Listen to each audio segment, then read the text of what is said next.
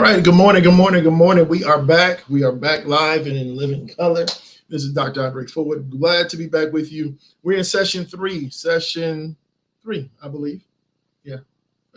Session 3 or 4, one of them. Anyway, welcome to Sound Mind Coaching, where you have a beautiful mind. It would be terrible for you to waste. Don't waste your mind.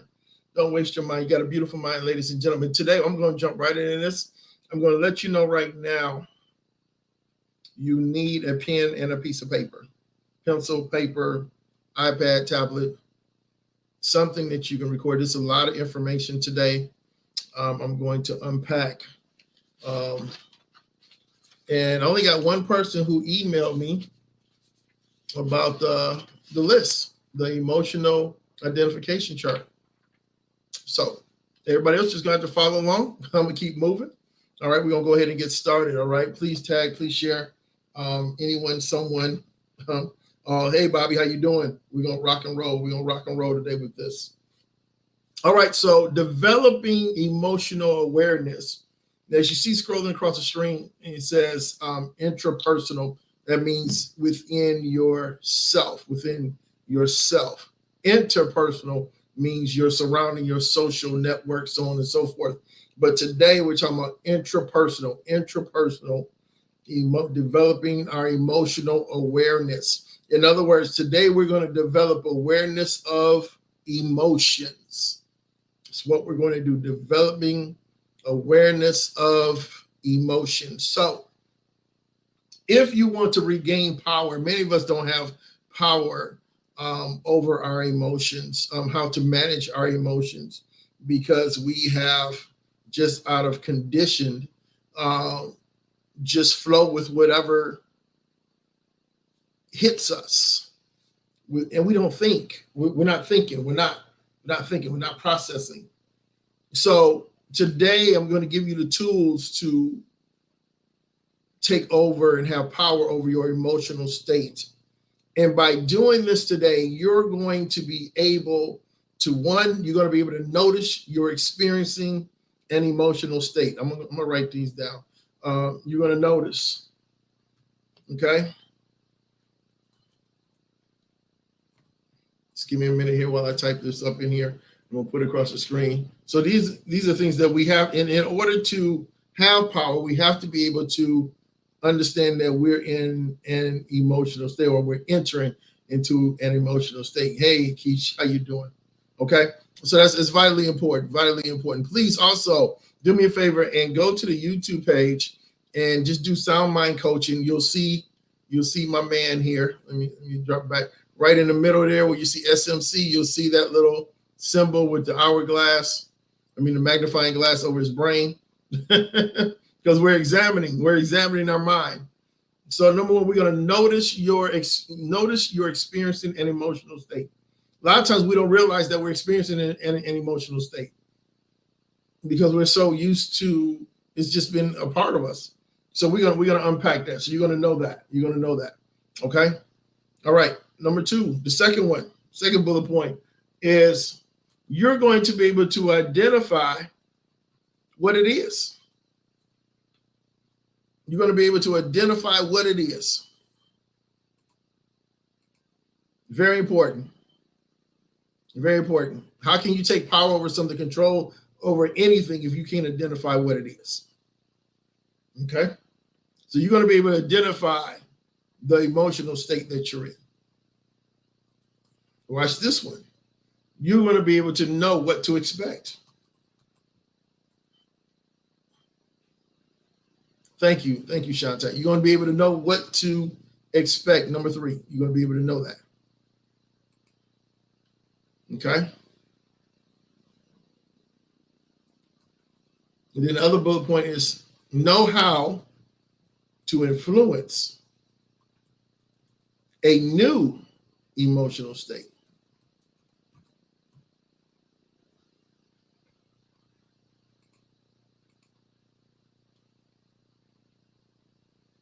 Okay?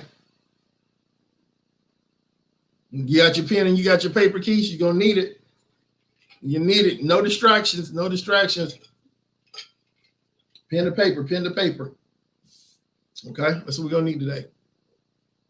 All right, all right. So emotional states. All right, let's rock. Emotional states. There are two different things, okay? One is the state. The state is the physiological feelings that you experience,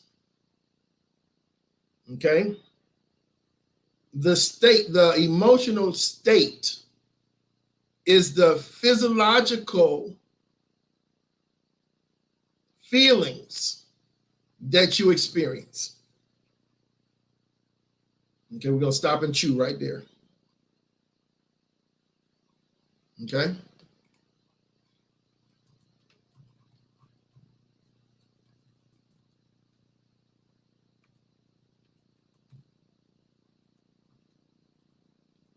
Typing it up so you can read it across the screen and that you can see it in the comments. I think I spelled that right. Okay, there we go, right there. The state is the physiological feelings. You see how that's in quotes? Well, one quote and one apostrophe, my bad. That you experience. Okay, we got that? They're two different things. The second one, so that's one. So now we're going to talk about the emotion.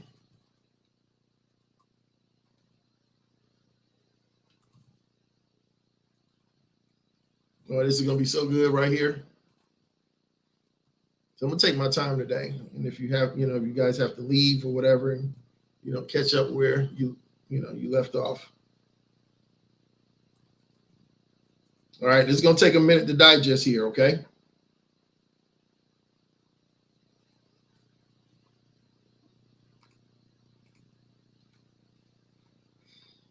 Now, remember we're talking about emotional states. So we covered the state part.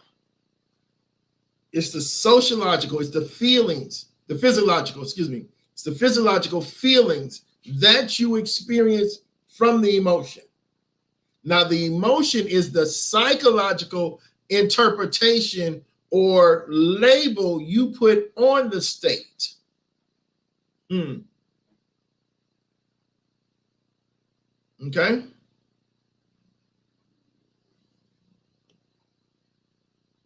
So, remember we said our emotions come from a thought. So my thought is producing an emotion that I interpret and put a label on it. I'm angry, I'm sad, I'm bitter, I'm confused, I'm happy, I'm joyful. Yeah, y'all get that?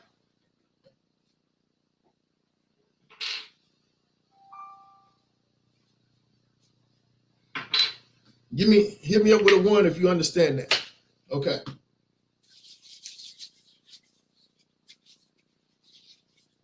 The emotion is the psychological, hey Nish, is the psychological interpretation or label you put on the state of the emotion.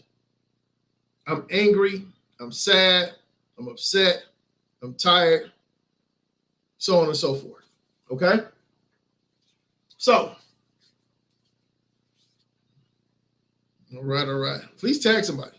Thank you, Coach Angela. All right, so we experience complex states made up of chemical and hormone interactions that cause a variety of reactions in our body. The emotion is actually, remember we talked about how our body reacts, okay? Our emotions are the interpretations we make of these experiences or the labels we give them. Make sense? All right. So based on what we talked about, and remember how we talked about thoughts create emotions? So we're going to add a couple of steps. Remember we said we got the situation, we got the interpretation, and then we have the emotion, right? Y'all remember those three? I got a situation. I'm interpreting the situation, which is my thought, which produces an emotion. We're going to add something here, okay?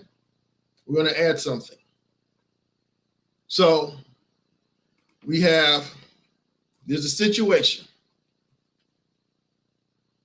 okay? And then the situation leads to interpretation, or what we call a thought.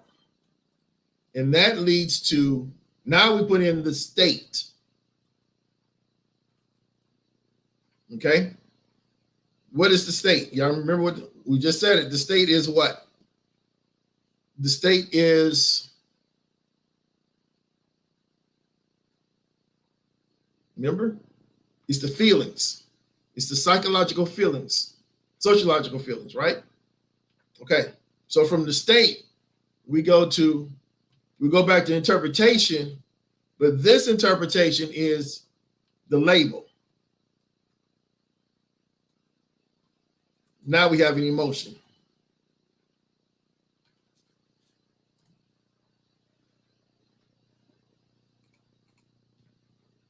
We got a situation.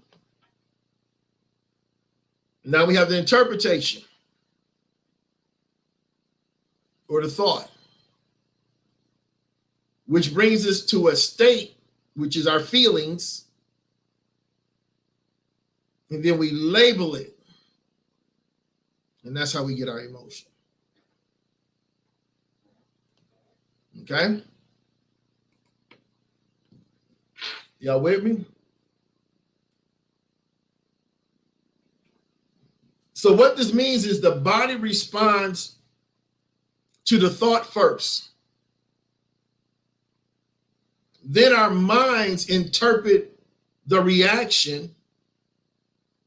We label it, and emotion is born. Let me say it again. The body responds to the thought. Then our minds interpret the reaction. Good morning, good morning. Then we label it, and now an emotion is born. And this happens like that. This happens quickly.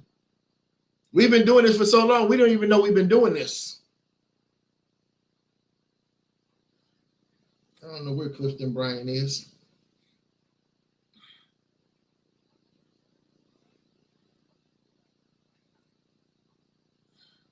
Okay, so once again, our body responds to the thought first. Then our minds interpret the reaction. We label it, and the emotion is born.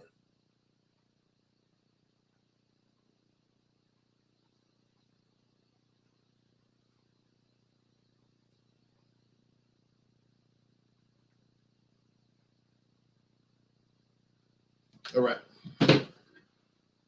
So we're going to break this down. I want you to think about a map. Okay. On a map, we're looking for places, but the map is not the territory. When I say I need a map, or we go, I use Waves. Okay. The app Waves. I like that better than I do Google Maps. But Waves is not the destination that I'm going to. It's the tool that I use to get to where I need to go. So labels we give emotions are like a box or a map. What's printed on the box may signal what's inside, but it is not what is inside. Sounds confusing. Just like a map may describe a territory, however, it is not the territory. Okay? You buy a box of cereal. The box tells you what kind it is, but the box itself is not the cereal. The cereal is inside the box. Okay? So maps are simplified, inadequate, and ultimately flawed.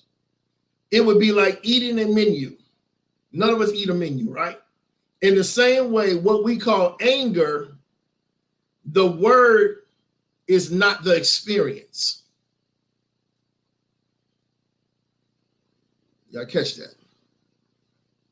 If you say I'm angry, I was angry the other day, but it's not my experience. Mm-mm.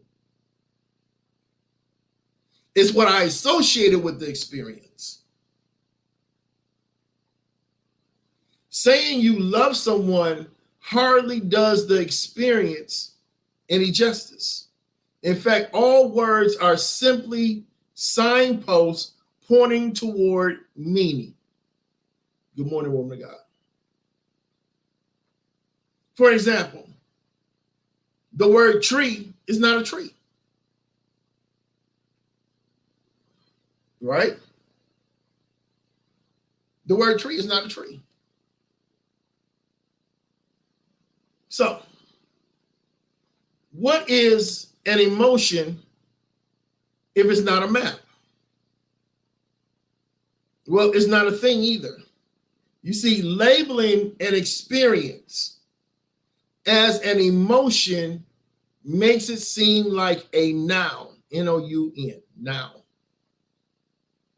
And this is why many people believe emotions are things they have or that have happened to them. Mm. The truth is that emotions are verbs, or what we call here emoting. Emoting is the verb, or they are a process. Watch this. Fear is the process of fearing, which is a string of sensations that occur in a pattern. Fear takes many steps from observation or contemplation to processing and interpreting, then to physiological reaction and feeling, and finally labeling it as fear.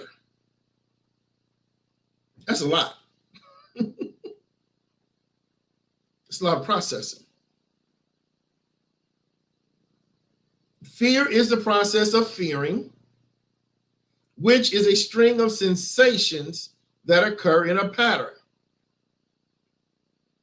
Fear takes many steps from observation or contemplation to processing and interpreting, then to physiological reaction and feeling, labeling it as fear. So if we obscure the process underneath a word label, you end up believing that emotions aren't under your conscious control. So once we recognize anger is a process, we recognize we have power over it.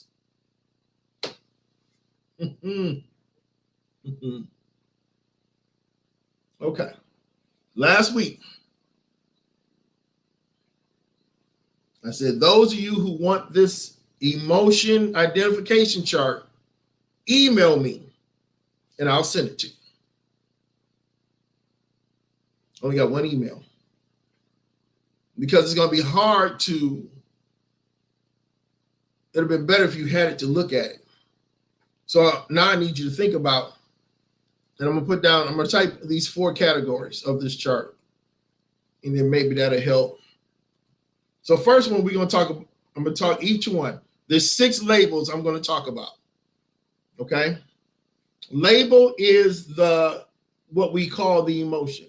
Okay. So let me do this. The label is happiness, boredom, anxiety, anger, sadness or depression, and we got fear.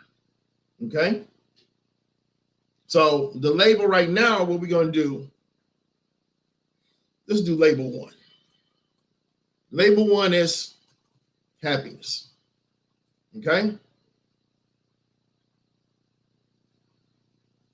Now, the emotion of happiness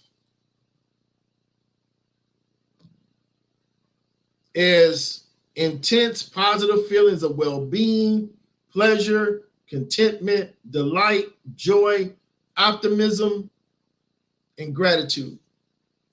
Affirmative, positive thoughts, and mental clarity. Happiness. Okay? But what is the state of happiness?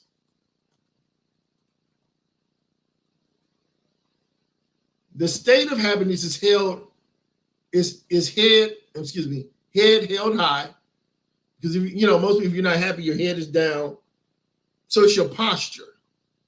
You're wide-eyed, you're smiling, you're laughing, relaxation of the muscles, open body language. Okay?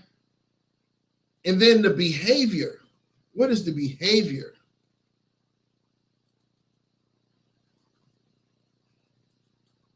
The behavior of happiness is pleasant voice, friendly, swinging arms. Because then when you're angry, you're tense. Your body automatically tenses up. Your fists are like this.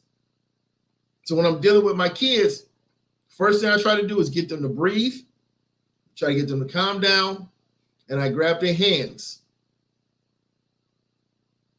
And I talk to them calmly so they can unball their fists. Okay? So we got the label. I'm happy. I'm happy. Today's a good day. So your emotions, you got positive feelings, you in your well-being, you're joyful, you're optimistic, all these things. Your state of being, your head is held high, you're laughing. I mean, everything is flowing good, people. Your behavior represents the label of happiness. Pleasant voice, friendly. You speaking to people, you don't even care if they speak to you back. Okay? So do you see how this process is going? So let's go to the next one. Boredom. Okay? Hear people say, I'm bored. So let's talk about boredom. So what is the emotion of boredom? Low intensity, unpleasant feelings of apathy, restlessness, indifference, emptiness, and frustration. Thinking or wishing things were different with a defeated mindset.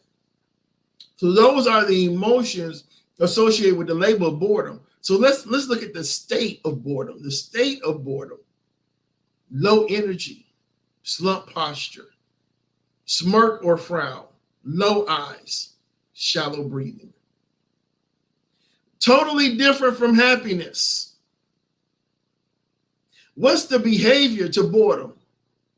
Resting head, fidgeting, staring off into Never Never Land. Okay? Y'all with me? All right, let's do label number 3. This is the big one. Y'all ready? Drum roll. Anxiety.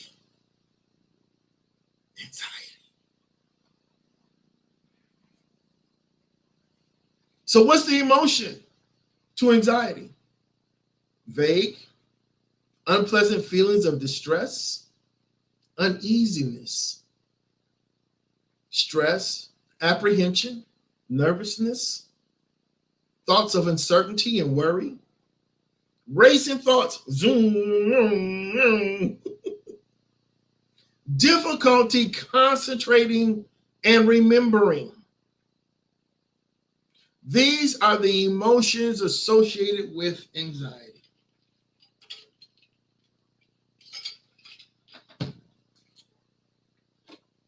Okay? So what's the state? What's the state of anxiety? Restlessness, sweating, clammy hands, hunched shoulders, swallowing, your quicken breath, taking quick breaths, darting eyes, butterflies in the stomach, nausea. That is the state of anxiety. So what's the behavior? Pacing, biting lip, fidgeting, irritability, hypervigilance. Okay.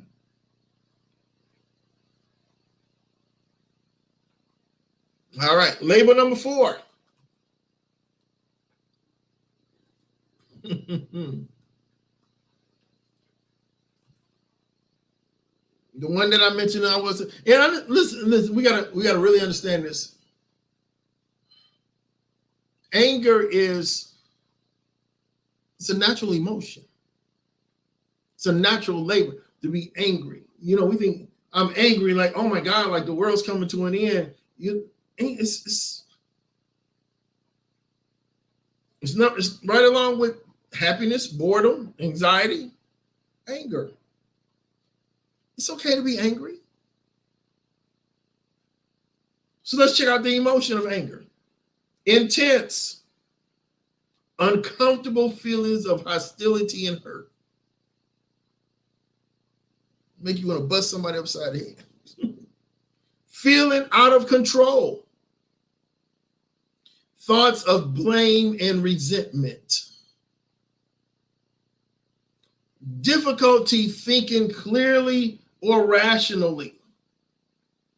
When somebody's angry, when them kids are angry, some of them can be very destructive. So sometimes there has to be a form of restraint. They're not thinking clearly.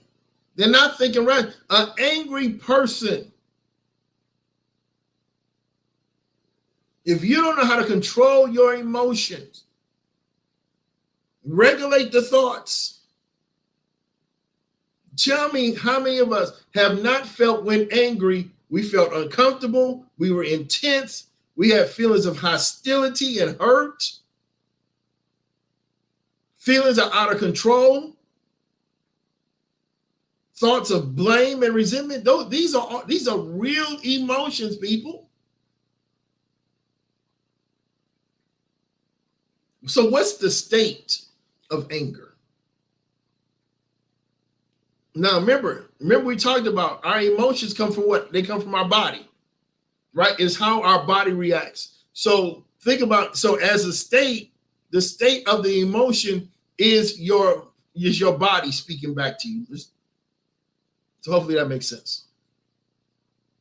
So muscle tension, headache, tight chest, increased heart rate, increased blood pressure, heavy breathing, clenched fist, smash. Your eyebrows, I can't do the rock. Eyebrows go up. Your jaw is real tight. You're sweating, you're trembling. Your cheeks are flush. And your posture is like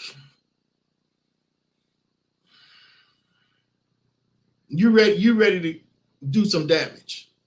Okay?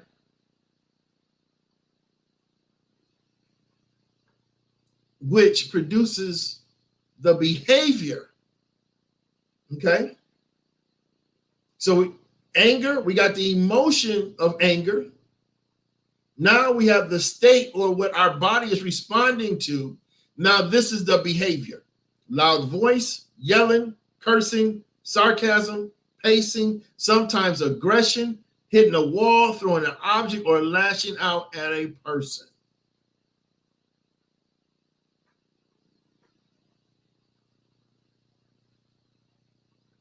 Now let's not confuse that in conversations, and if the conversations become intense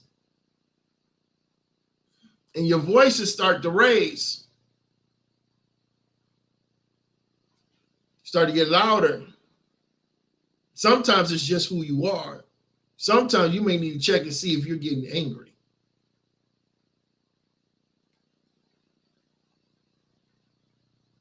Because anger people talk louder and louder and louder. And it becomes yelling, cursing, sarcasm. All right. Let's talk about sadness, depression. So that's label 5.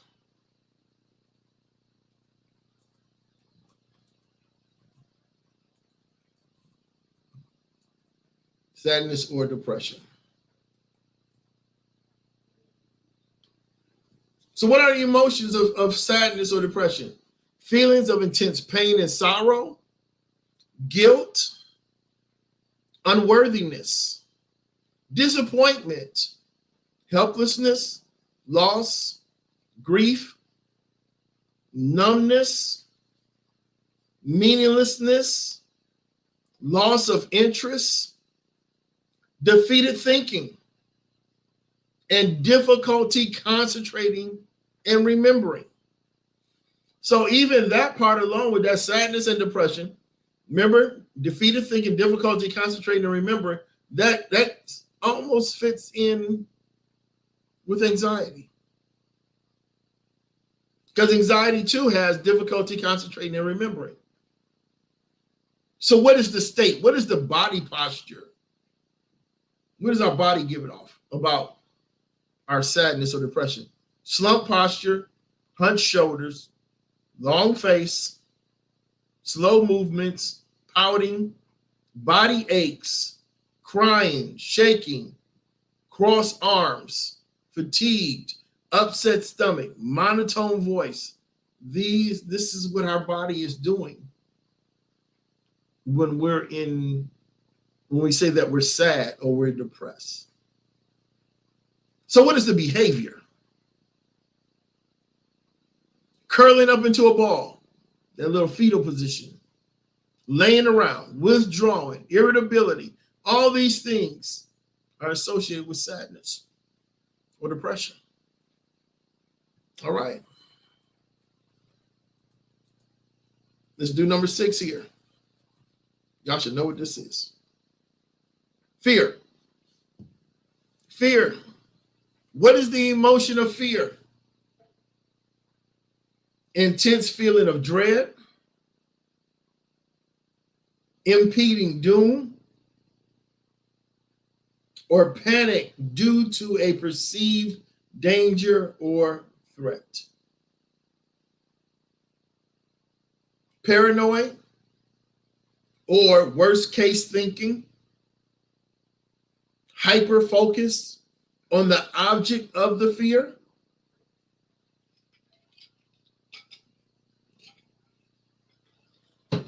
Okay. So what is the state? What is our emotional state? Increased heart rate, increased blood pressure, alert eyes, high eyebrows, clammy, sweating, quickened breath, goosebumps, butterflies in the stomach, shaky voice. What's the behavior of fear? Freezing, fleeing, hiding. Freezing, meaning paralyzed. Fleeing, fight or flight. Hiding. Okay? So, the emotional chart. Now, these 6 common emotions and descriptions of the emotion, social, psychological, I should say physiological. That's what I meant to say. Physiological state and common resulting behaviors. This chart will help you get a general idea of the signs and symptoms of each emotion to make them easier to identify. That's why I said email me, say, hey, I want the chart. So now you can have this in front of you. So when a situation occurs and that thought hits you, that interpretation, you can start looking at these, see where you at. Okay? Keep in mind, everyone experiences each emotion. somewhat differently, and you may not experience all the characteristics. Okay? If you know how to manage your anger, you're not going to do a lot of these things because you're going to cut it off before all these things manifest. All right? So now that we're here, that's why you need a pen and a paper. I'm gonna do this live one day. It's gonna cost. y'all getting this free for now, but going forward, my. So we're gonna practice some emotional awareness and identification. All right. So I have some questions for you guys. I need you to write these down. Okay, and just use this as a practice. Use this as a practice. So the next time you catch yourself experiencing an emotion that is distinct, ask yourself the following questions and practice this line of questioning often, especially when experiencing unpleasant emotions. Big brother Jesse, how you doing? So we're talking about developing awareness of our emotions. So the first question you want to ask yourself is, how do I feel? Okay. Matter of fact, even right now, we can go through this together right now. How do I feel? Sleepy, tired. Let's use the 6. Let's use one of the 6 that we just went over. Happiness, boredom, anxiety, anger, sadness or depression, fear. So let's stick with those 6. How do I feel? Then the next question is, how do I know? How do you know that what you feel? How do you know?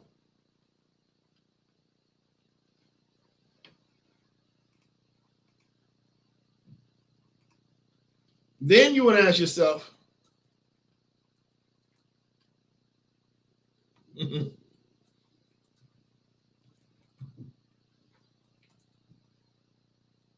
what do I feel? And we're talking about the sensations. So we're talking about from your body, what do you feel? Okay.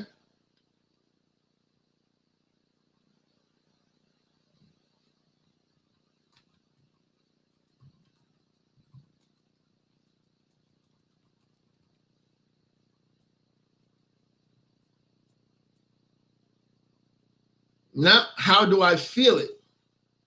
Isn't it? How do I feel it?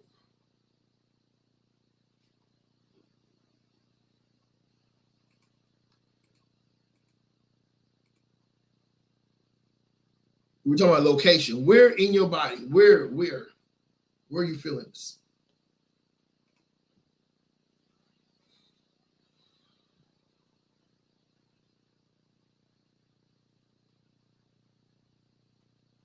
Okay. These two kind of move hand in hand together.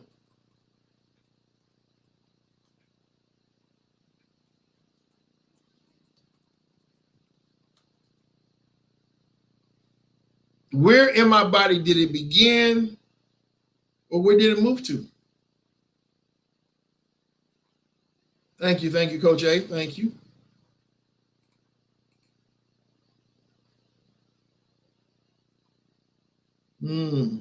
Okay.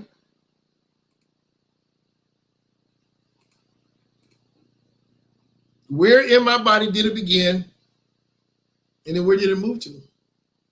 If it moved, where did it move to?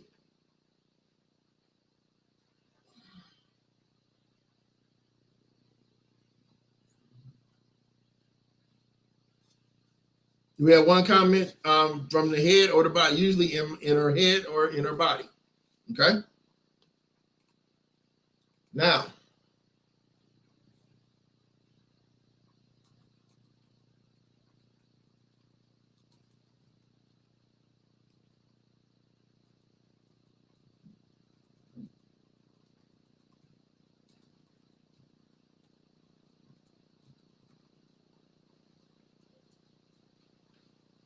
how do I recognize when others experience this emotion?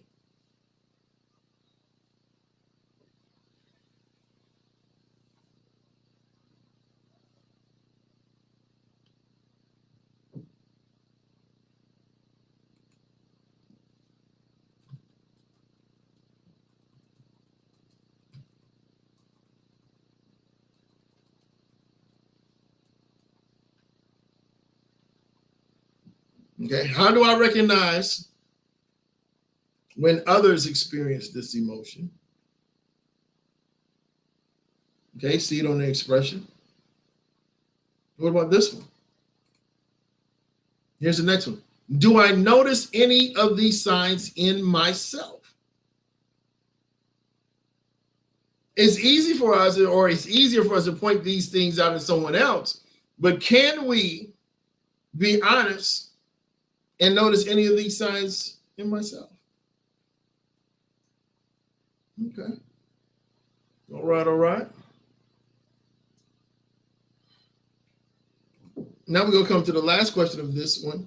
And these are things that you want to be able to work these questions.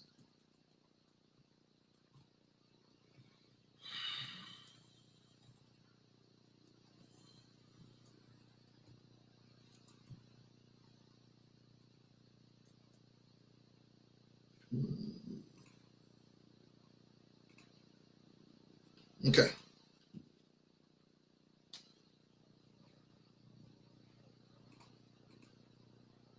What do I observe in my body language, vocal tone, thoughts, behaviors? Do you notice that you're talking louder? Do you notice do you pay attention to your own body language? What is your body language giving off? What is the tone of your voice? What thoughts are going on in your head? And what's the outward, what is the behaviors from all these things? Okay.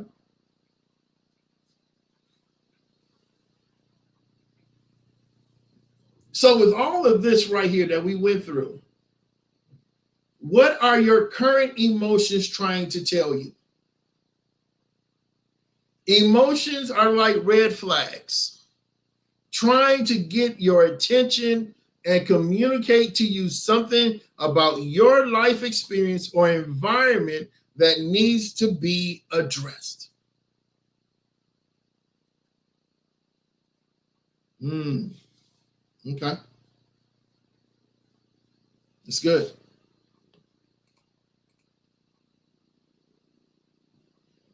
Okay. So rather than trying to avoid these feelings, we have to stop avoiding what we feel. And I know sometimes we try to handle these things inwardly. Sometimes we try to push them aside, but then that stuff can build. That thing can lay dormant, and then before you know it, other stuff that came on top of it. And when you release, it's not even most of the time about the current situation at hand. It's all that stuff that you didn't say, didn't talk about way back whenever. That's not the appropriate time to do that. Should have did that then when it happens. Stand up to it instead of running. Okay? So next time you experience a negative emotion, ask yourself this question. Okay? What is my emotion trying to tell me? Go back through the questions we just answered. How do I feel? How do I know? What do I feel? What's the sensations that I'm feeling? Where do I feel it? The locations. Where in my body did it begin? Where did it move to? How do I recognize when others experience this emotion? Do I notice any of these signs in myself? And what do I observe in my body language, vocal tones, thoughts, and behaviors? Okay? All right, y'all ready? We got some more work to do. Got some more work to do.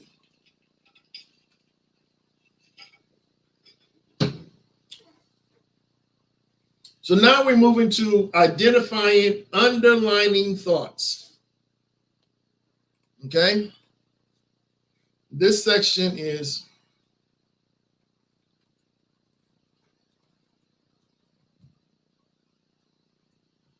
identifying underlining thoughts. So when you find yourself experiencing an undesirable emotion, such as uncertainty, anxiety, or fear, it can be helpful to identify the thought that is causing the emotion. Remember, emotions are created by thought. So it makes sense to identify the thought that is creating the emotion. Okay. Number one, put number one on your paper.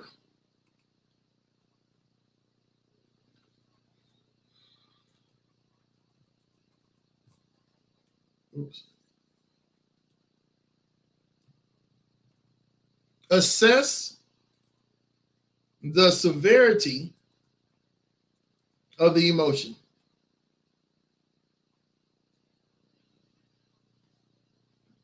I'm about to tell you what that means.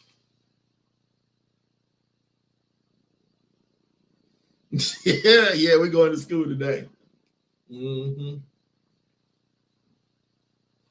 Assess the severity of the emotion.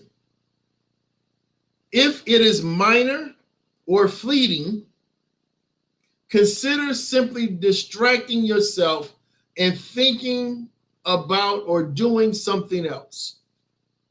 If it's a minor irritation, somebody aggravate, just go. I'm going for a drive. I'm going for a walk. I'm going to the store. I'll be back.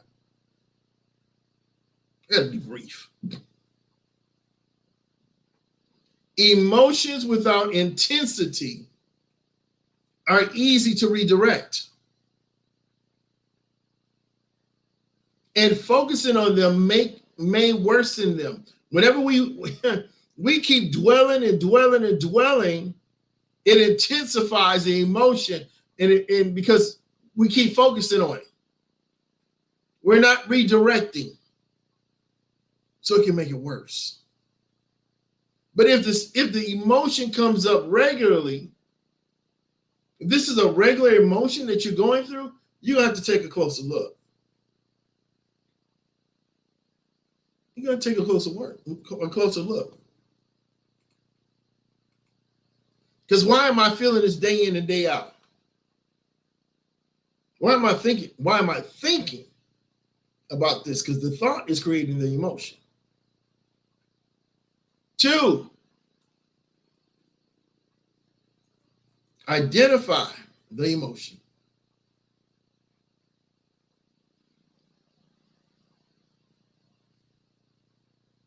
Because once you assess the severity of the emotion, now you can, so what you're doing is you're kind of dissecting this whole thing, getting to the root. Now, what is the real emotion here? In other words, what are you feeling? What are you feeling? Can you name it?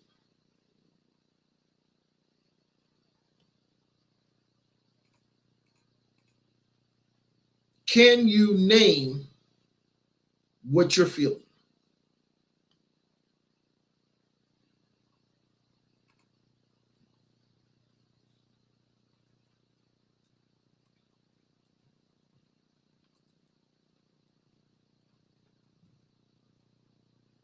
Okay, y'all good? Number 3, become aware of your thoughts. What does that mean? What were you thinking about just before you felt the emotion?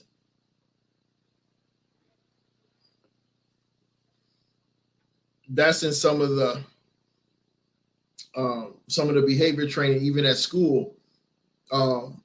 If a kid is acting up, if all of a sudden this behavior manifests, one of the first questions, well, what were they doing before this happened? So what were you thinking about before this emotion came about? Just before you felt this, what were you doing?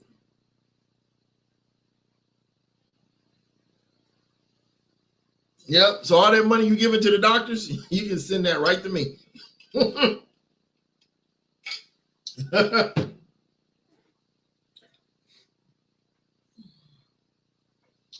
Yep. Send your copays.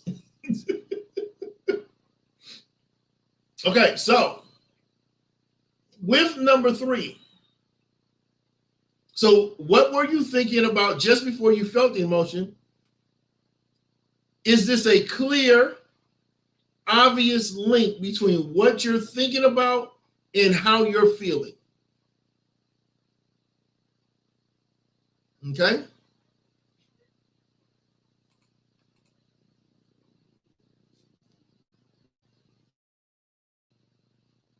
Once again, what were you thinking about just before you felt the emotion? Now, once you identified that, is there a clear link between what you're thinking about and how you're feeling? Because when we take the time to process what we're thinking, we can come to a resolution that my feeling doesn't correlate with my thought. That was good to me.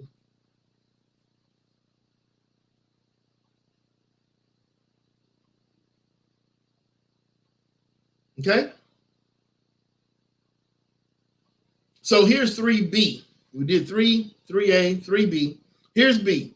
Based on your thoughts, why do you think you're feeling the way you do?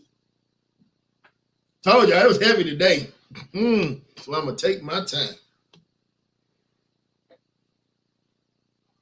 My little layout on my flyer is all off. So I'm gonna stop and chew. We're gonna back up. I'm gonna back up. We're gonna go over 3 again because there's layers to this. Become aware of your thoughts. How do I do that? By thinking about what was I thinking just before I felt the emotion.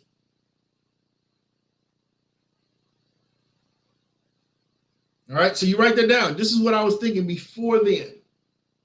Now, based on what I was thinking, is there an obvious link between what I was thinking and what I'm feeling?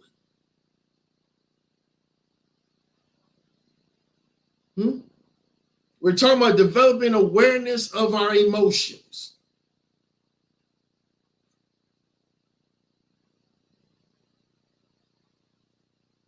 So what we're doing over these past few weeks, we are retraining our brain. We're retraining our thought processes.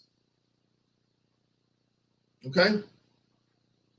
So remember, so now, once again, this is 3A.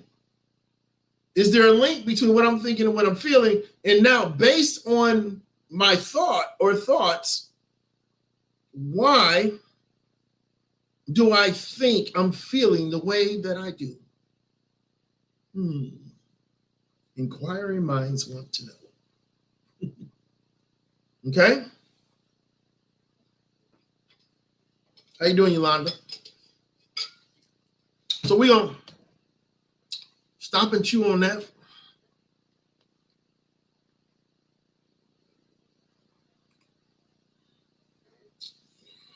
Then we're going to go to point number 4 in this.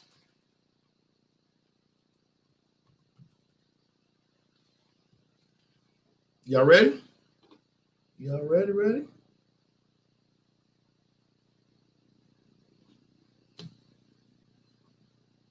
Now what we're going to do? We're going to identify the timeline.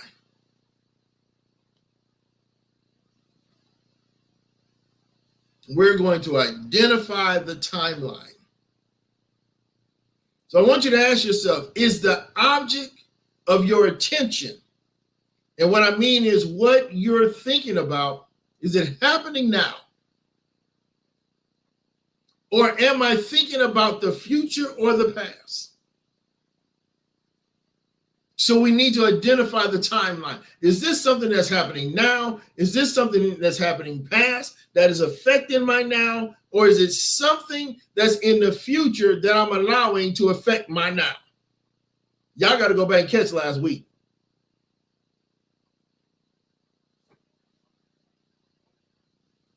Got to go back and catch last week. Last week, we talked about present moment awareness. We can only deal with what we're in now. My past hurts. See, here's the thing. Our past, we can think of happy times in the past.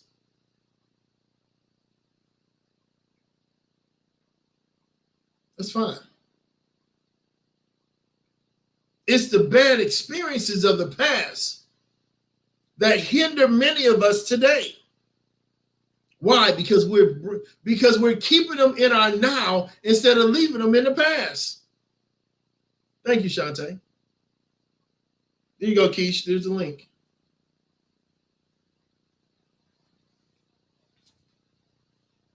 Come on. Many people are miserable today because their present now is their past.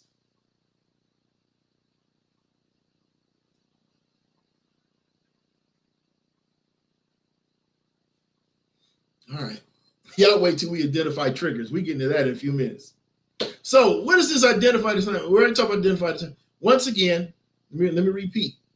Ask yourself, is the object of my attention, is the object of what I'm thinking about, is it happening now? Is it something in the past? Or is it something in the future?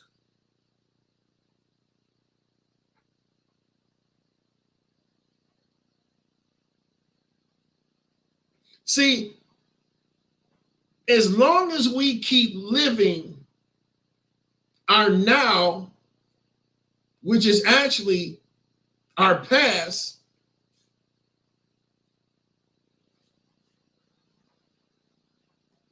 and your past is the struggles, the pains, the disappointments, this, that, and the other, all the negative stuff,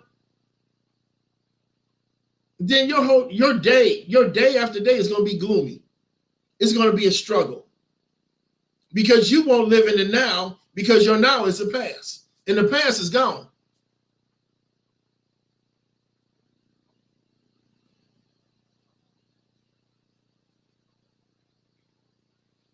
Okay, that link,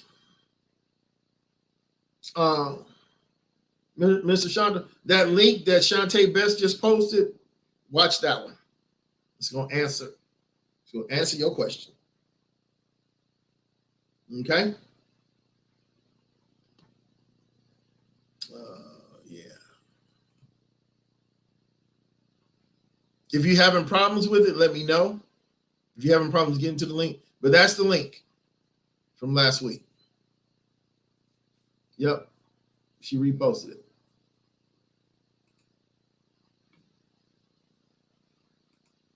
All right. Okay.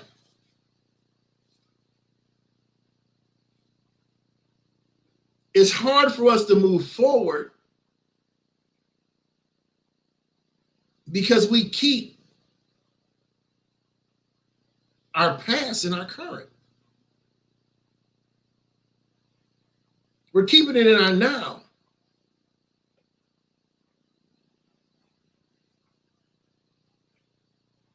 And we're keeping, oh my God, and we're keeping the people who did it in our today. They're either long gone, alive, or dead, but they're long gone living their lives. But we're keeping them in our present.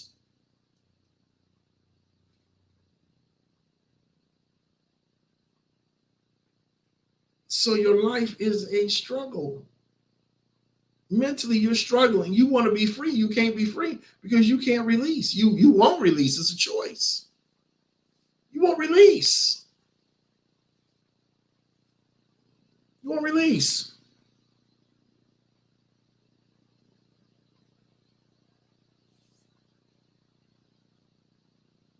We got to release.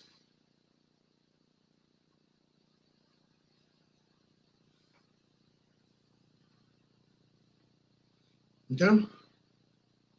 Number 5.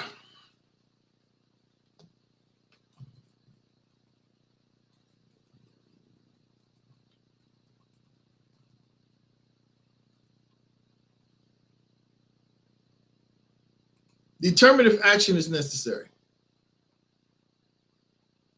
Okay. If something is happening now that you have to deal with, or if you're thinking about something that is a good possibility you will have to deal with, ask yourself the following 3 questions to determine what, if anything, can be done about it. I'm going to read it again.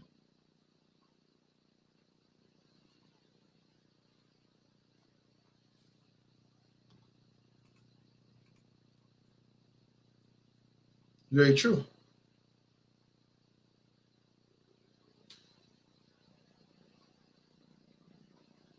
If you have any scars on your body and they left a mark,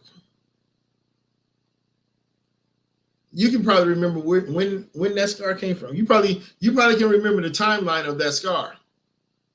But does that scar still hurt? No.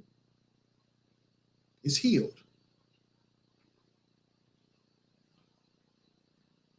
So it's not a part of your now because you're healed.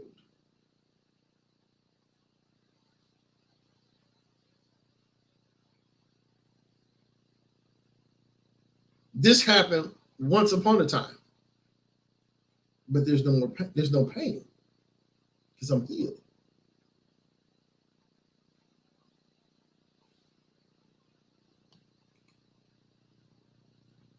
Good morning, because I'm healed. So let's get. Oh, so I said I was gonna read this again. So we're gonna say determine if action is necessary. So it's something is happening now.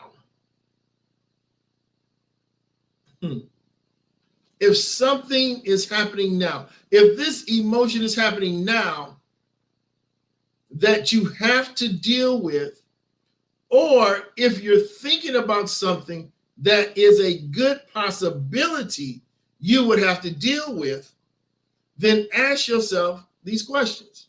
Y'all ready?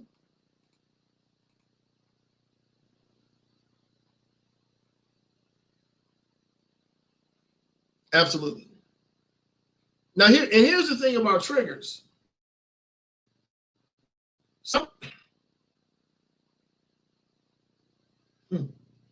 A trigger can also remind you of a place that you've overcome.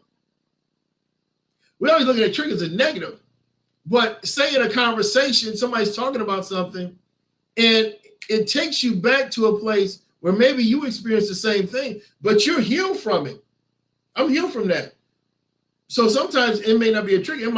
That might just be a reminder of where you come from and how far you came.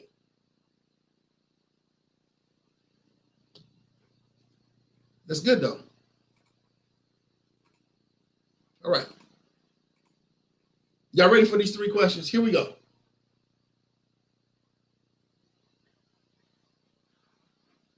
It's just a reminder.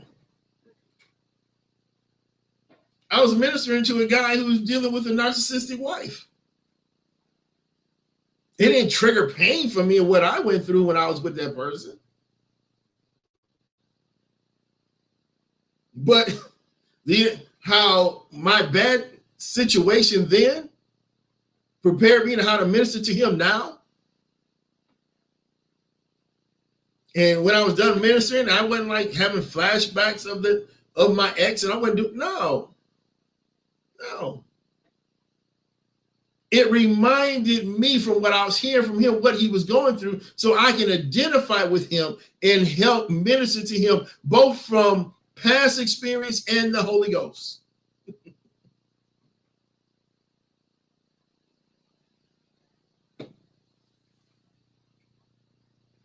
Now, here's the 3 questions. Is there anything I can do right now to change the situation that's bothering me? This is good. Is there anything you can do right now? What time is it? It's 11:07 Eastern time. So this situation or anything that's troubling you right now that needs to be dealt with right, is there anything you can do to change the situation? No. If not, is there something you can do later? So if it's something you can't change right now, is it something that you can do later? If so, determine exactly what you will do and when. Put a timeline on it. And then give yourself permission. Oh, watch this. It's going to help y'all to let it go now. You know what? I'm going to put this on pause because there ain't nothing I can do about it right now. Everything does not have to be dealt with now. Because what happens is we find ourselves conjuring up solutions and resolutions and this, that, and the other. Give yourself permission to put it on pause. Where's it going? Because if you can't do anything about it now, why let this thing trouble you all day long? Put it on pause. Go find something that you enjoy doing and then come back to it later. Recognize, ladies and gentlemen, recognize that thinking about and worrying about it doesn't help. You know what it does? It makes you suffer. It makes you suffer.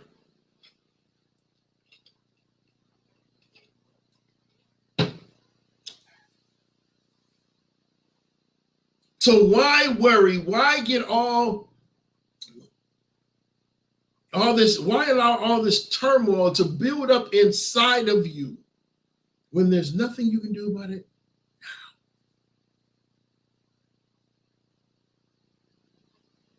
So you have to begin to program yourself. Okay, there's nothing I can do about this now. There's no resolution to this now.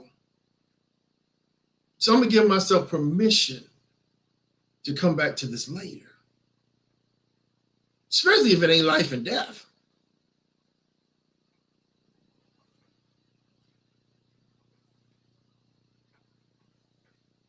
That makes sense? Y'all with me? Y'all not crying or anything over there, y'all. I need some feedback. Y'all gonna talk to me? Where's my mouse?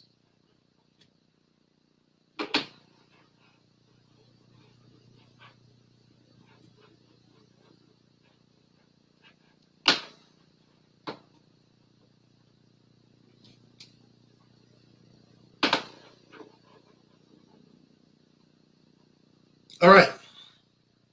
And here's the third question today. If there is nothing you can do about it, ever,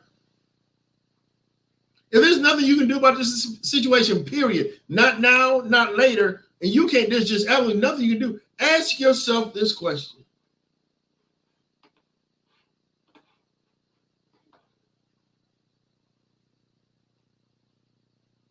What would I have to think or believe about this in order to feel content, peaceful, or at ease? What would I have to think or believe about this situation right here that I can't do nothing about now, and there's nothing I can do about it later? So what can I think about or believe about this in order for me to feel at ease, to feel peaceful, and to be content? Because at this point, if there's nothing that can be done, your only option to feel better is to change your perspective or focus on something else.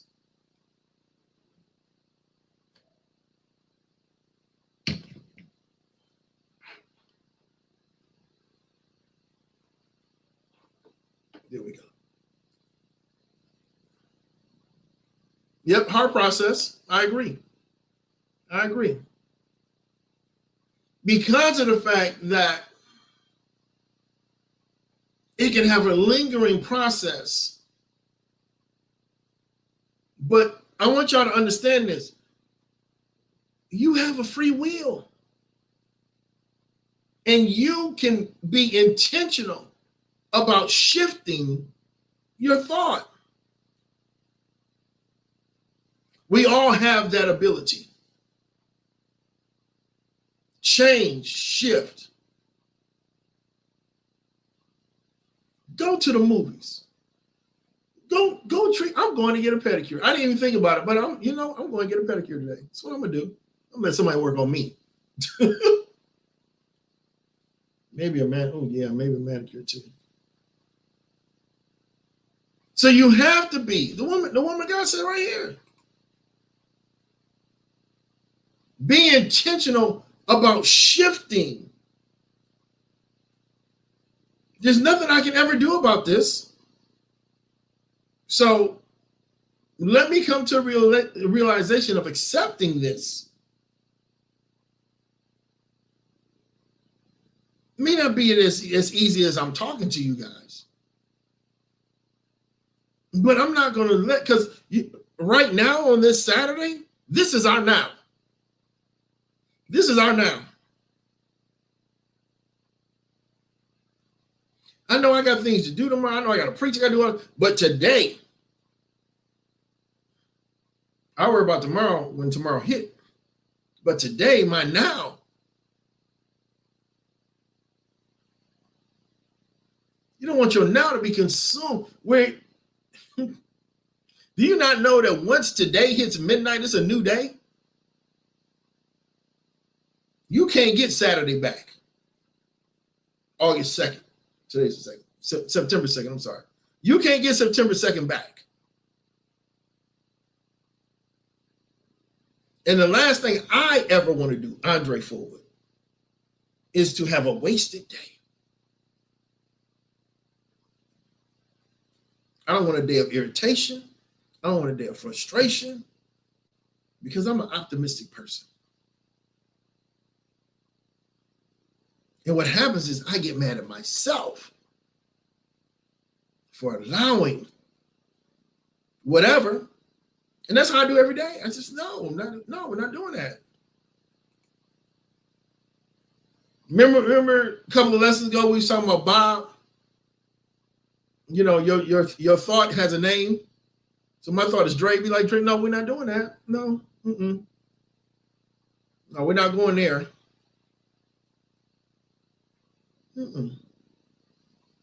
Because Dre has thoughts randomly. Some can come from the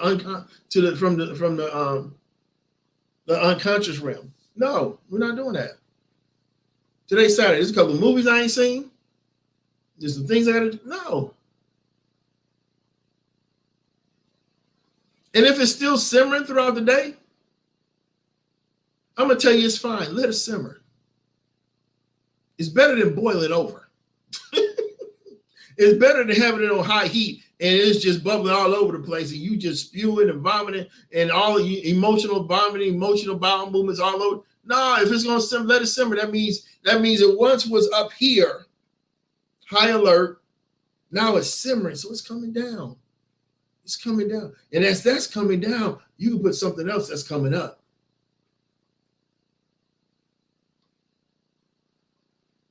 And I hear this and I'm going to release it. Sometimes you know what helps? A good nap. A good nap. Don't even put a time limit on it. And why do I say that? So your mind can rest. Your body can recoup from the state of the emotions.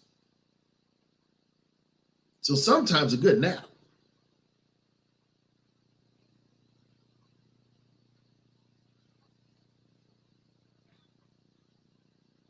Okay. All right. I'm doing pretty good. All right. Number 6. That was 5. We covered 5. Let's go to number 6. Y'all still hanging with me?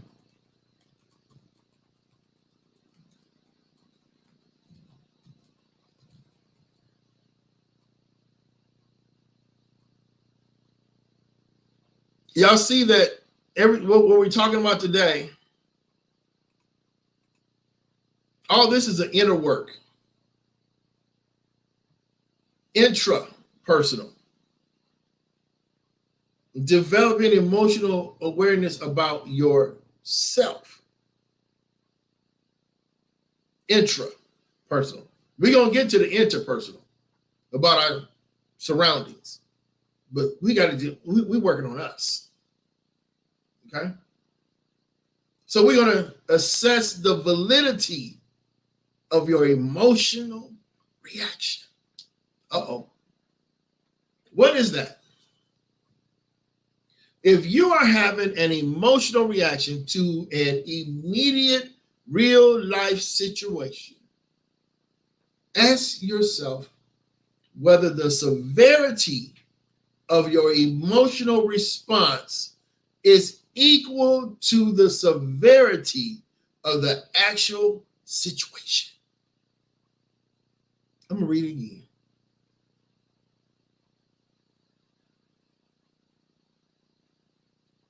If you are having an emotional reaction to an immediate real life situation, what are we saying? Real life, immediate, in your now. Ask yourself whether the severity of your emotional response is equal to the severity of the actual situation.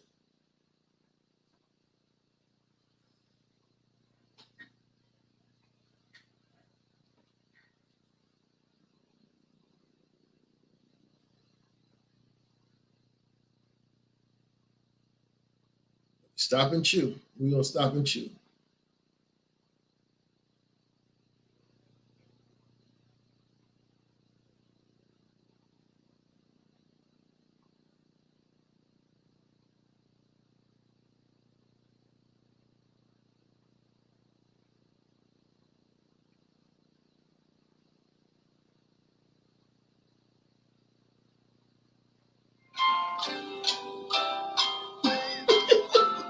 I had to do it, y'all. Jeopardy music. We're going to stop and chew about this.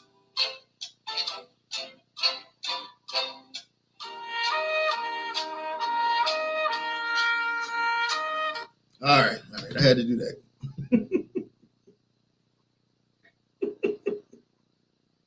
Okay? Stop and chew.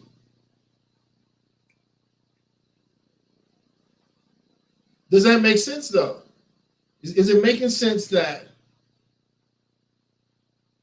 is the severity of, because a lot of times the severity of our emotion does not match the actual situation.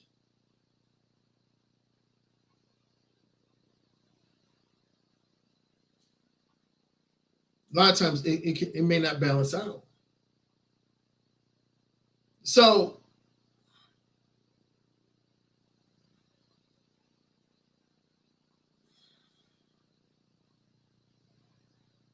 if it is, then we're going to go back to number 4.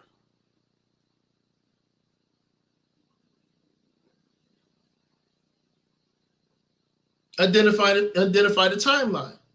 Ask yourself, is this object of your attention what you're thinking about? Is it happening now, or am I thinking about the future or the past?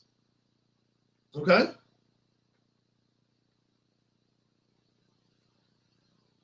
Now, we almost at identifying triggers. We're almost there.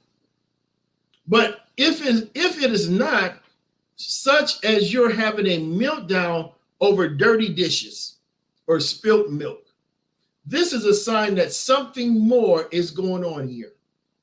Ask yourself if you're reacting to this situation or is something else bothering you. And by seeing the dirty dishes, that just sets you off. The dirty dishes ain't the real root of the explosion, the emotional bowel movement that you're having. It was something else, and because something else wasn't dealt with, it was something minute. But the dirty dishes wasn't the cause at all.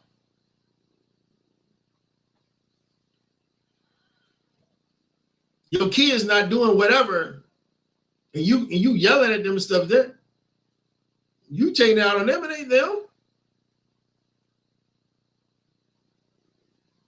You haven't dealt with the irritation that's going on inside of you, and now you're spewing it out on everybody else around you.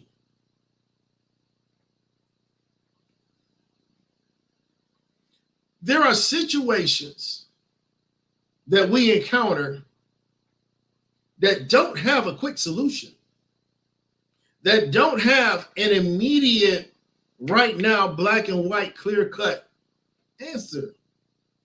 And I'm sure you can go back through your lifetime, you go back through your timeline of life and realize that there were some things that was a process.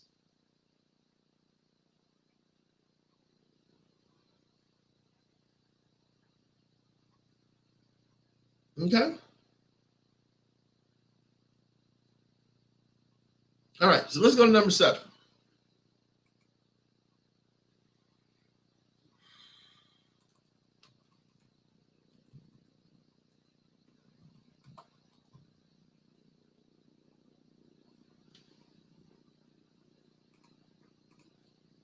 Consider another perspective. Now, right now, I'm sleeping. I need some more sleep in the midst of all I got to do, that I plan to do. Consider another perspective, y'all. Whether your thoughts are regarding a current experience, a past memory, or a future possibility, it's always worth considering if there is a different way to look at the situation. So I got several questions for you. 3 of them. So ask yourself, what perspective am I taking on this? No, what perspective am I taking of this? Or how am I judging the situation? Could you be misjudging the situation? Could you be overthinking the situation? How am I judging the situation?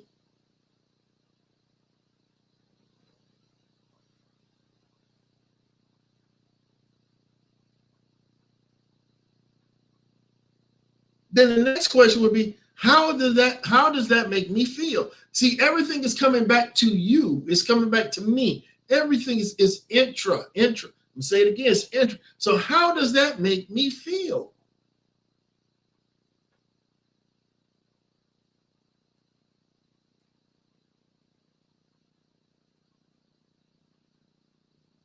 And then C, here's the third question.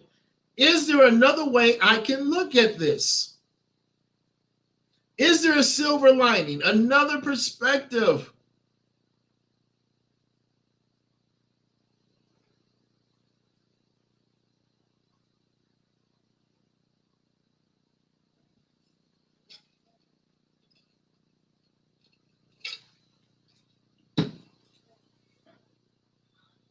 Those make sense?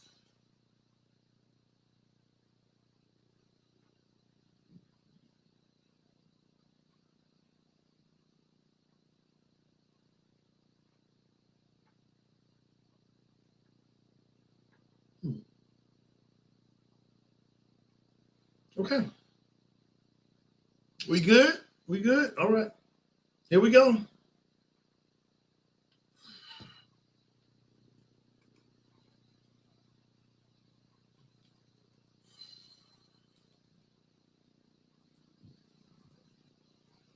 This is the last section for today.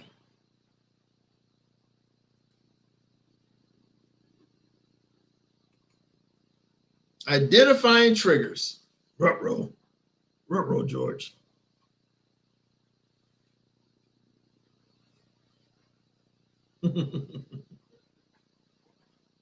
Y'all ready? Let's buckle up. Remember earlier I said triggers don't always have to be negative. They can be positive. We all have triggers, both negative and positive. You can go back, say like listen to an old song. I was a big Morris Day and the Time fan, Prince fan. But when I hear it, it takes me back to a place. A good place. Yeah, a good place. We can't stay there long. Like, oop, gotta go. They can be conscious or unconscious. All right, Shantae. They can be conscious or unconscious, right?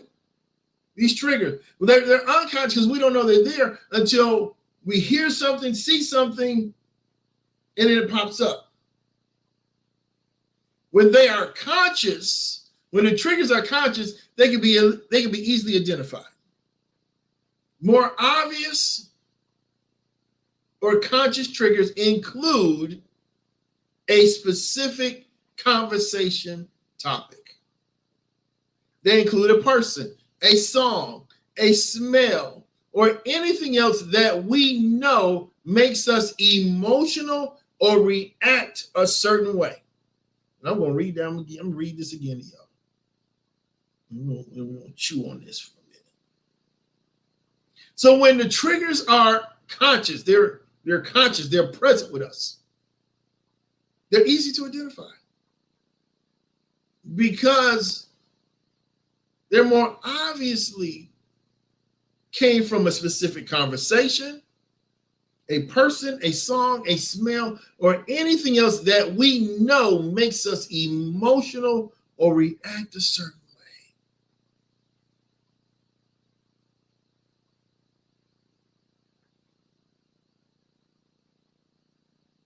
If I was to ask you, and you probably know some right now triggers, that if a conversation came up or a person or a song, you can identify it right now.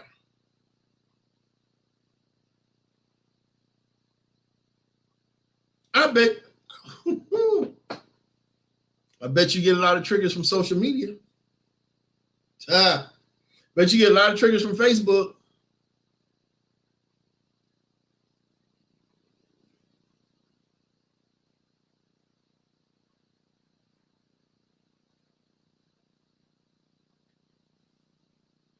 Let me give you an example. You can be having a conversation or doing something and you get mad.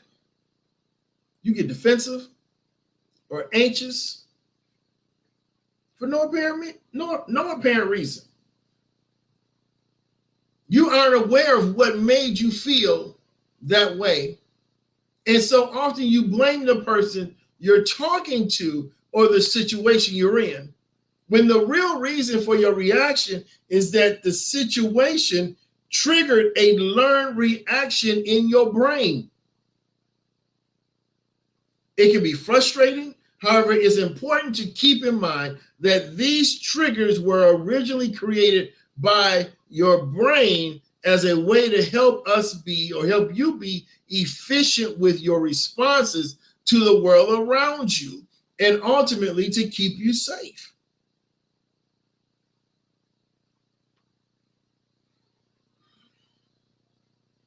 So when we talk about, we didn't get to the change in your brain section yet, but our brain becomes wired when we're exposed to something repeatedly. we're exposed to something repeatedly. But another way something becomes strongly wired is when we have an experience that is highly emotional. And when we're highly emotional, our brains assume two things. When we're highly emotional. Give you number one. I'm going to type it out.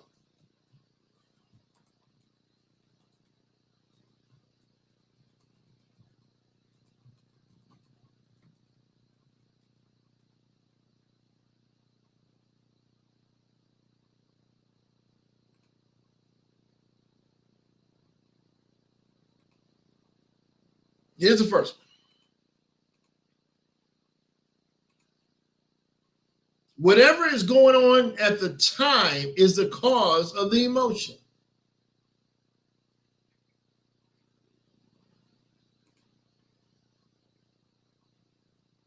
That makes sense?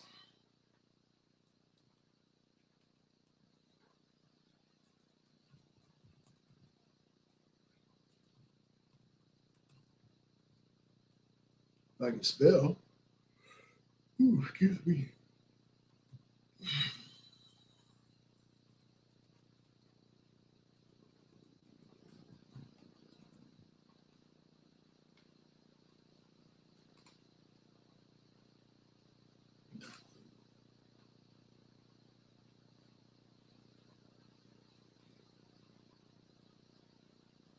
Let me make sure I got this right here. Okay.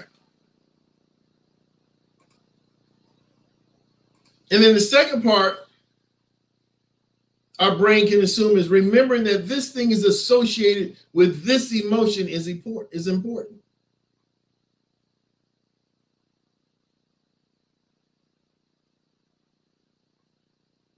Whatever this thing is has an attached emotion from it.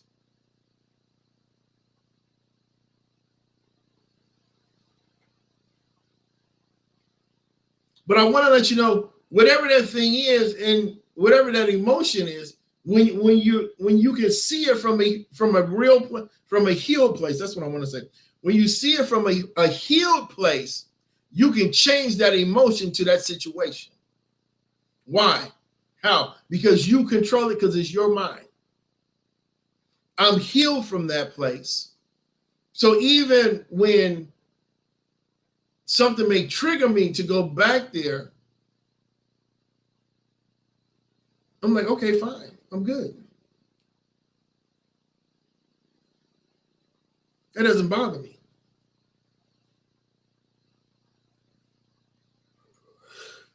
Oh, okay.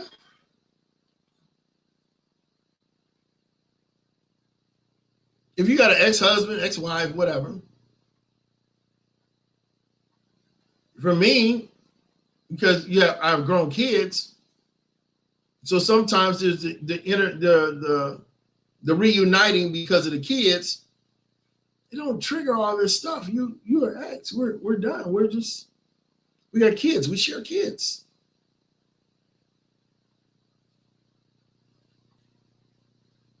Ain't no going back down the timeline. What if? No. Ain't doing that.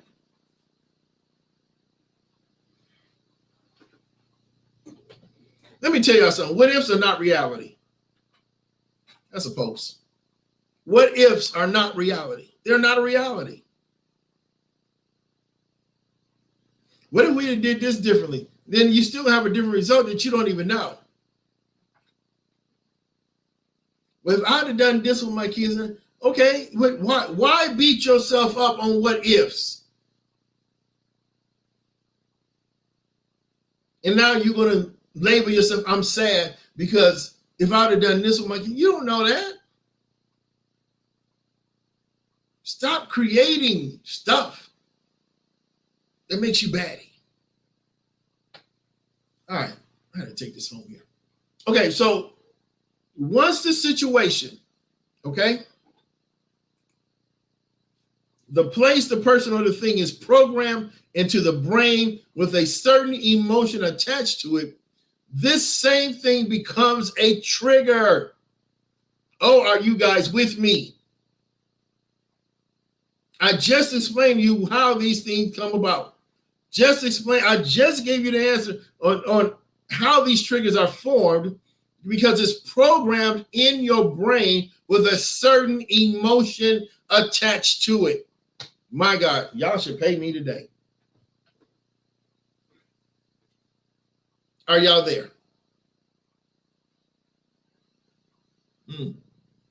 So it means the next time you find yourself with that place, that person or thing, it automatically triggers that same emotion.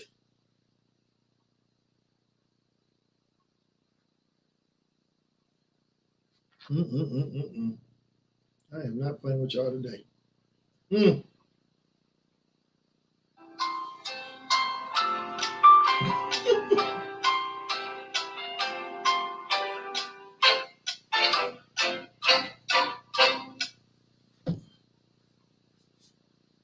Chew on that. The reason why this trigger is happening to me because there's an emotion that has been glued, that I've glued to that person, that place, or that thing. Oh, I can't go back there because me and my ex spent time there. There's a psychological term for that too, but I can't think of it right now.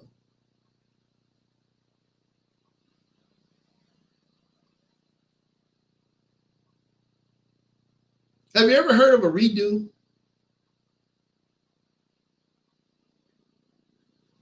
A redo. You done something, maybe you done something with somebody, girlfriend, ex-wife, whatever, and you went to a place or whatever, and it just wasn't good. I want to redo.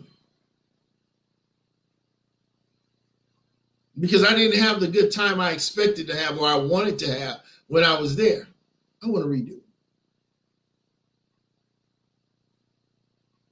You gonna let one bad experience cut you off from going back there? Let me shut up. No. That means that you are allowing that bad situation that happened in your past to eliminate any future endeavors because of one experience.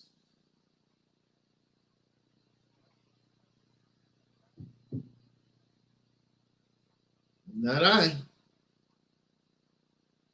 Okay. Remember I talked about music? I just talked about music. If you ever listen to a song while experiencing emotional situations in your life, that song will forever trigger the emotion to come back when you listen to it in the future. And you know what? By me just saying it to you guys, a trigger happened. And I'm going to tell you about it. I'm going to be transparent about it. 1 second. This is why that song you listened and cried when your girl or boyfriend broke up with you still makes your heart ache, or why your favorite high school anthem still pumps you up. Now, when I listen to a song, it don't make me cry or none of that. But it can bring back a remembrance that when this song was out and I was playing it over and over and over again because I was in my emotions and what was happening at that timeline. It's a trigger. But it doesn't make me sad. You're like, oh my God, I can never listen to that song again. No, because it was something that happened back then. And that song is associated with that situation.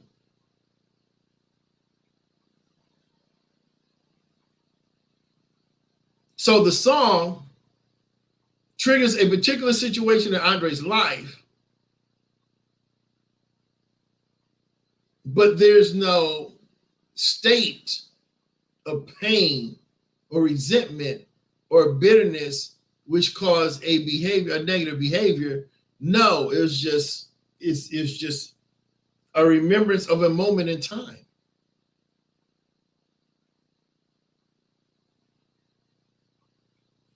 And I'm not saying what the song is. So unfortunately, sometimes our brain creates an association between the emotion and a person, place, or thing that is not true. That is not truly the cause. Watch this. I'm gonna say it again. Sometimes our brain creates an association between the emotion and a person, place, or thing that is not truly the cause. So when this misassociation, need y'all say misassociation, we can misassociate emotions to someone or a place or a thing. And how can we misassociate that? Because we had a misinterpretation of thoughts.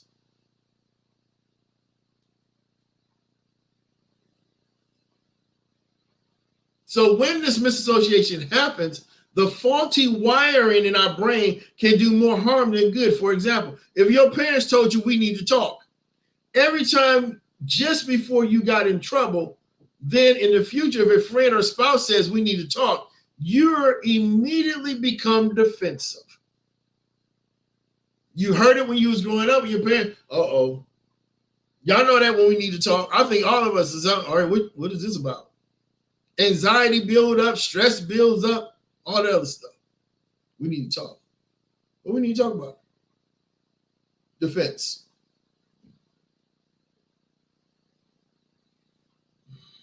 You aren't aware of the real reason you feel that way, and so you blame your friend. The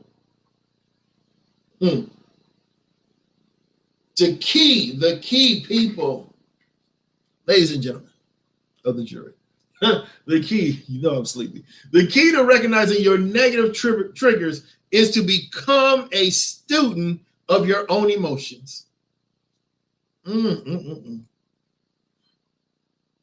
Shantae, I need you to make a post in Sound Mind for that. Become a student. I'm going to put that in capital letters.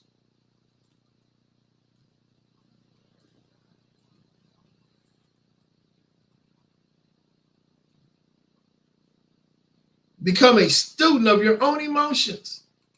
That's what this is about. Becoming aware of my emotions. I'm studying this. I'm being taught how to be a student. Keish said, well, we going to school today. Whoa. Need my screen. All right. Okay, y'all with me? Almost there, for real. I ain't saying that because I'm a preacher. Okay, so the key to recognizing your negative triggers is to become a student of your own emotions, especially when the emotion does not seem to fit the situation.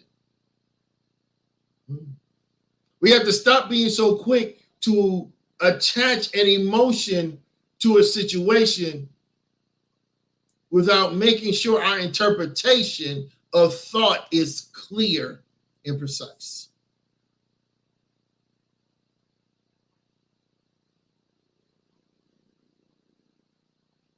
By becoming aware of triggers, you start to take the power away because you can choose to react differently.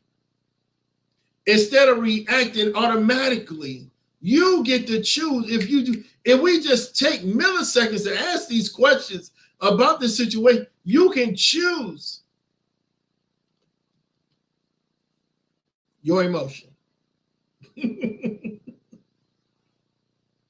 Ask yourself, what tends to trigger emotionally?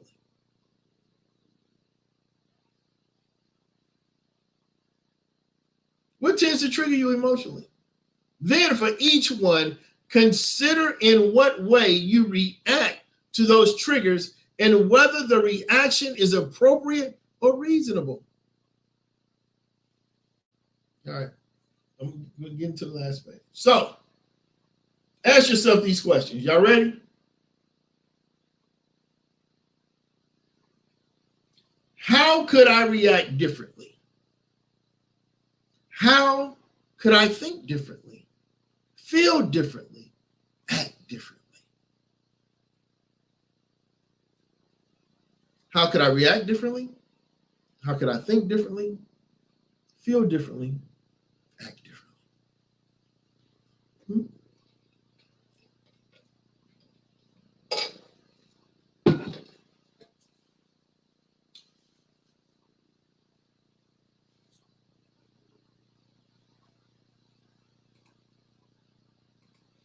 Okay.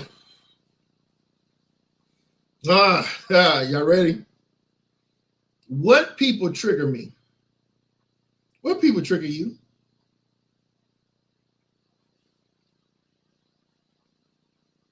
What do they do or say? So we got to be specific. What people trigger me? What do they do or say? What do I think as a response? How do I feel or act? Is it reasonable what I'm feeling or acting? What could be different? I'm talking about being a student of your emotions. So we need to ask these questions.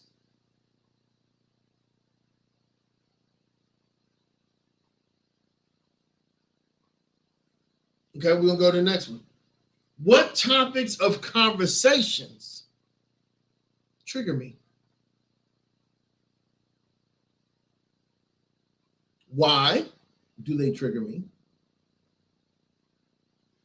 How do I feel or act?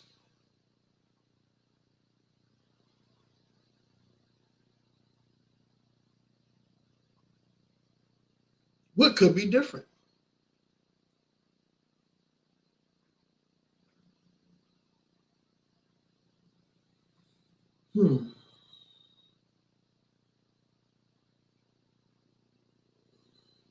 So we talked about people, we talked about conversations. So what other place we're going to talk about? And I just gave the word. What places do I go that tend to trigger me? What do I think, feel, or act? What could be different?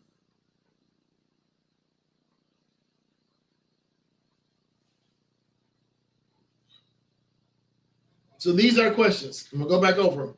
How could I react differently? How could I think differently, feel differently, act differently? Do you see the repeated part of these questions? How do I think, feel, or act? What could be different?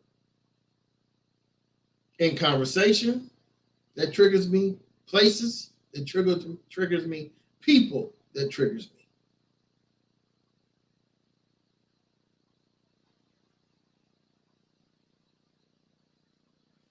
Now, I'm just going to name some of these off. These are additional common triggers so that it can give you an idea of what to look for. Okay? Having to make a change. That could be a trigger. Challenging yourself or learning something new. Being criticized can be a trigger. Failing at something can be a trigger. When something goes wrong, you make a mistake.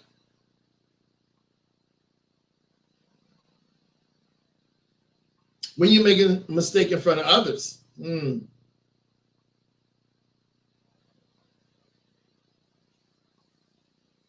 being put on the spot. Like my daughter last night in church, the lady misunderstood me. She took the mic to my daughter and she's like, oh no, that ain't me. I want her to get prayed for. When you procrastinate, is that a trigger? It is for me, because I don't like to procrastinate. So I fight and I work at that. Stop putting things off. If it comes to your mind, do it right then. When you're on a deadline, you're pressured or rushed. Is that a trigger?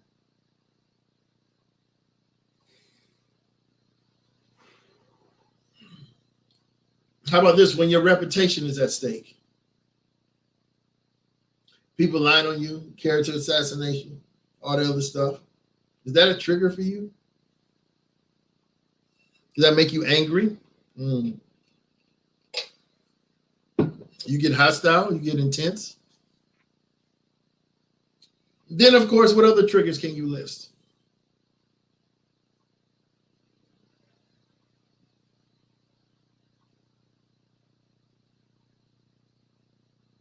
Okay.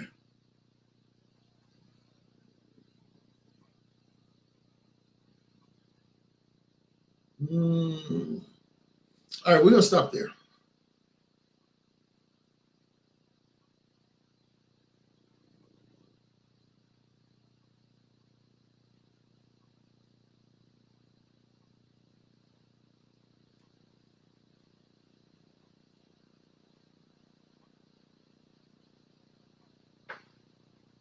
I'm going to ask you guys this. This next section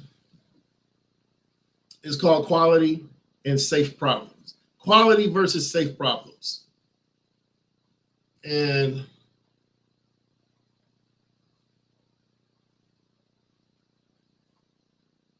I had planned to do it, but we're already at 2 hours because next week I want to talk about the power of pain and pleasure. So I'm not going to get into it today. I thought I was going to get through all of this today, but I don't want to push it. So maybe I'll stop here. That's what I'll do. So somebody just remind me, we're going to talk about the quality versus safe problems.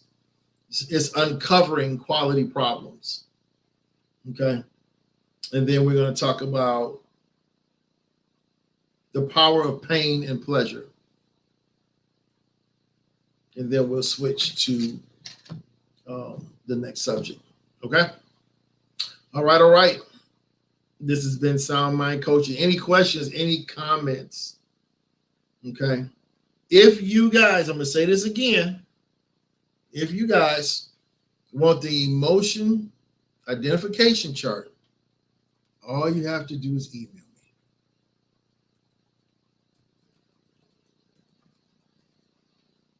Because it's something good to have, something good to post up somewhere. Okay. There's my email. All right.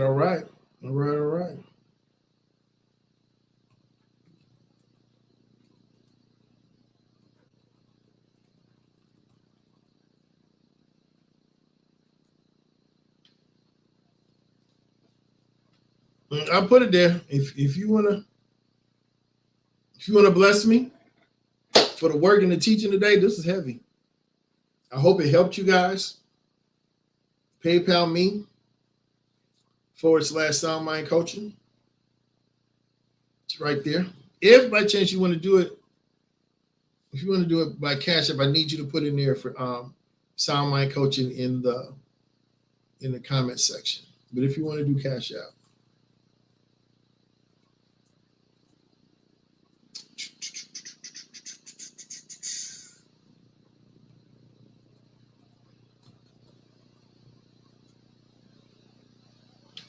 All righty. So the one thing good about this, you can always play it back. Because there might be some things you missed when some things were hitting you. And I tried to do a different approach today. Stop and chew. I learned that in a training this week. Stop and chew gives people time to process what's been said.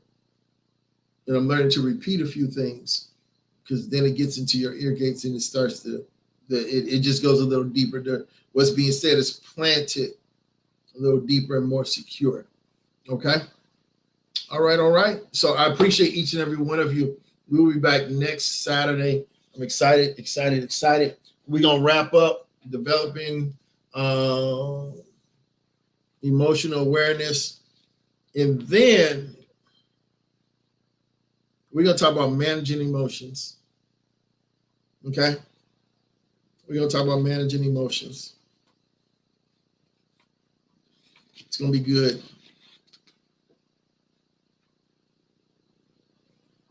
Hey, you know what? We're going to talk about positive triggers. Yeah, we're going to talk about positive triggers next week.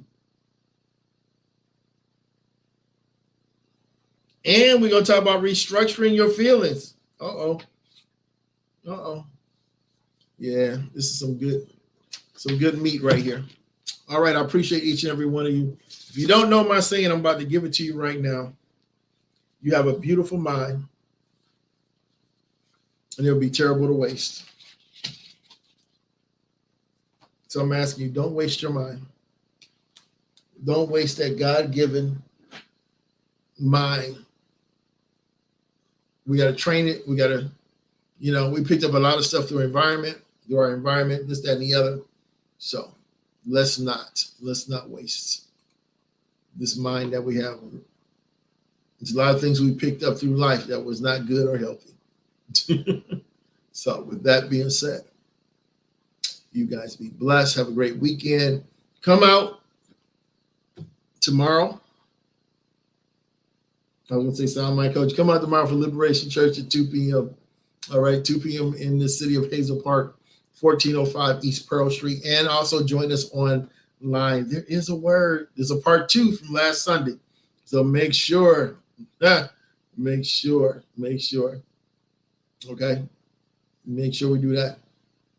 All right. Monday, Monday is a holiday, but I guess we're doing the 18th Monday night at 7:30. Sunday service, 2 p.m. You don't want to miss it. Last week, I talked about the ministry of the church.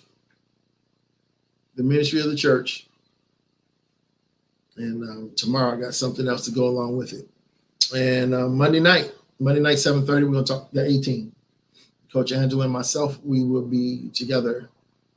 All right, 7:30. 7:30 Monday night, 2 p.m. tomorrow. Happy Labor Day.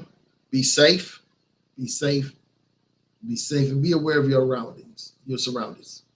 All right. Y'all have a good one. It's nap time.